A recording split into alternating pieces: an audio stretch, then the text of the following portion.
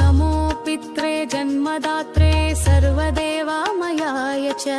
सुखदाय प्रसन्नाय सुप्रीताय महात्मने सर्वयज्ञस्वरूपाय स्वर्गाय परमेष्टिने सर्वतीर्थावलोकाय करुणासागराय च नमो सदा आशुतोषाय शिवरूपाय ते नमः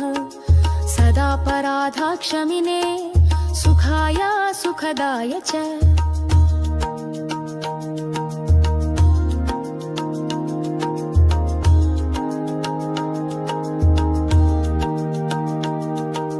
दुर्लभं मानुषमिदं येन लब्धं मायावपुः